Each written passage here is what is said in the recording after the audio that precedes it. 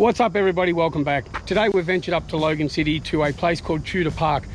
Now this is a council built mountain bike recreational area. It's got skills trails, it's got a little mini pump track and a lot of wooden features with 3 different trails of different difficulties from beginner to intermediate to expert. So we're going to go for a ride, we'll check them out and we'll have a little bit of fun here and show you how to make average trails more of a challenge and more interesting. I tend to find that everything is a feature. We just need to create that feature. We need to create challenges. How else are we going to improve when we're out riding single trails if we're never creating challenges for ourselves? Also, be sure to stick around to the end. I will throw in a bonus little roughly a 2-minute edit on doing drop-offs. There's a couple of different level drops up here and I know a lot of my friends have difficulty doing drop-offs. So we'll do a little 2-minute tutorial on how to do those easier, safe and with a lot more confidence at the end. So stick around.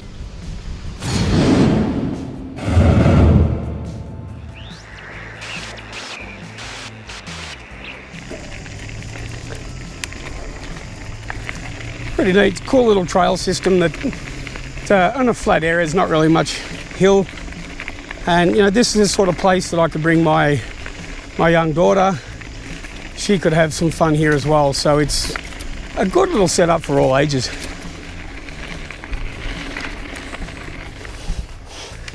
Now that's Oogie Boogie, a couple of rollers, Jump Start, which is just all tabletops, and Monstro right here.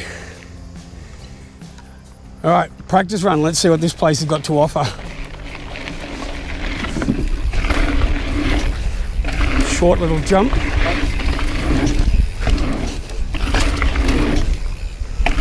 That's pretty cool.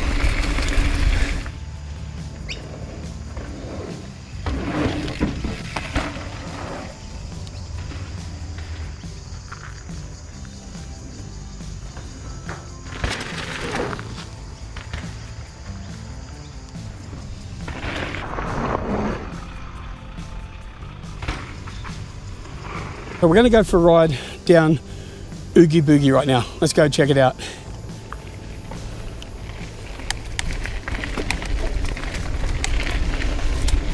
So this is a really cool little beginner's one for anyone really. But as I said, there's surprise features on any of these. To some that might just be a simple boring roller that you can't do anything on because there's no landing, there's nothing. But have you ever thought of trying to manual it, gravel to gravel with the front wheel? So the plan is, front wheel can't touch the timbers. Let's see how we go on this one.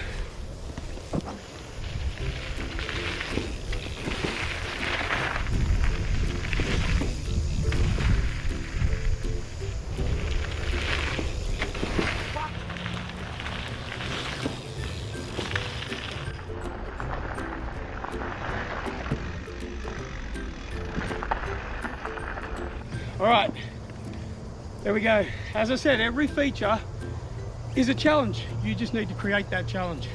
Let's move on.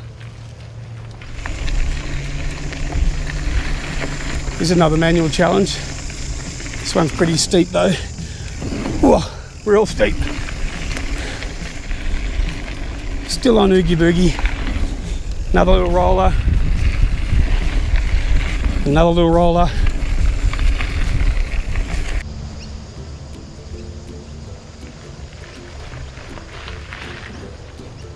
Oh, you lifted pretty high then, but you made it. That was nice. Now another really neat thing you can try is kind of sort of maybe a little bit of a lip. Well, there's not, but bunny hop from the gravel and land on the backside. Give that a try. Always create challenges.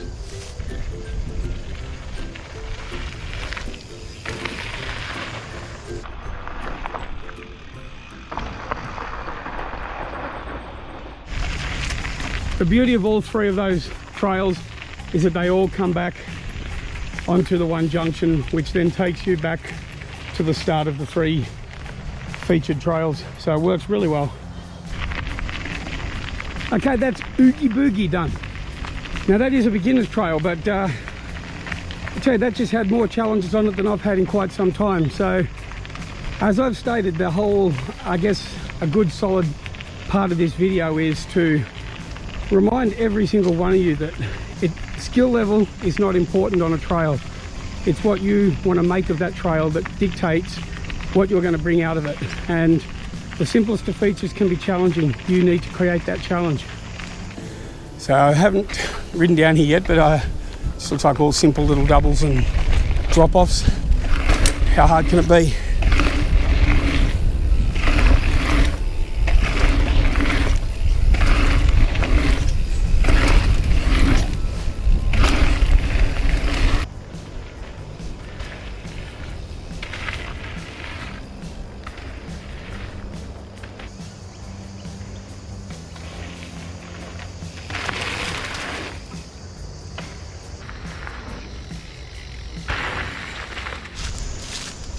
And we've got one more feature on Jumpstart before we call it quits on this trail, and that's this cool little so it's like a double there, or a roller there, a roller down there, that's probably 10 feet, and then a little short set over there.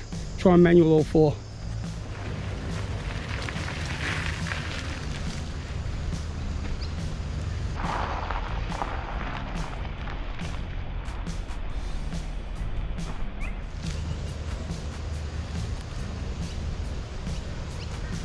Nothing to say, except that was impressive. Manuals are overrated. I'm going to try and jump that.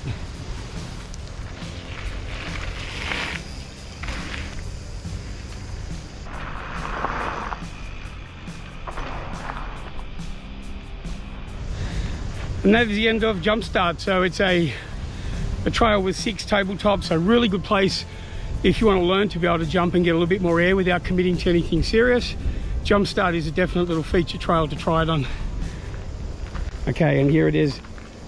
As I stated, I would like to do just a nice little 2-minute, just a quick tutorial on doing drop-offs. Now, every drop-off has a landing, obviously, or it wouldn't be called a drop-off. Those landings can vary between flat to cambered, angled, and those angles can all vary.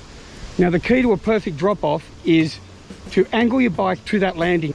In most cases, on a downslope landing, you want to try and angle that front wheel to kick in and land first. So when we come off a jump, we always want to be standing in a, I guess, an attack position. You want to be sort of over the center of the bike, mildly crouched, and you want to be able to come off that jump, and depending on the speed you're going to. So if you're going slow, you want to lift that front wheel just a little so that it doesn't just drop down from underneath you. But if you're going quicker, you want to push that front wheel down to get yourself onto that backside landing as quick as you can. Now, even with something small like this, there's not much involved in this. You just need to make sure that your bike is angled to that landing.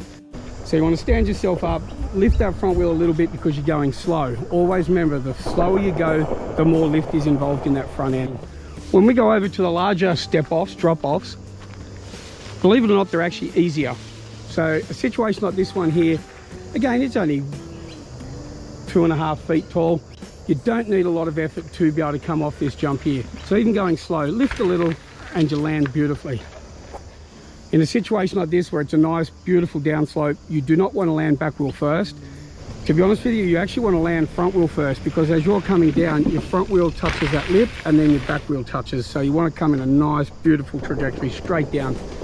So if you're going slow, you will need to lift a little bit to get yourself stable in the air, but you don't want to actually hop the bike. You just want to lift that front to give stability and control of the bike. Okay, if this isn't the weirdest outro you've ever seen, then I don't know what is.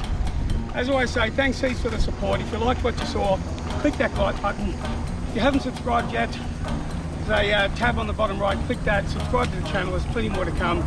Appreciate the support from everyone. Stay safe, take care, and we'll see you on the next one.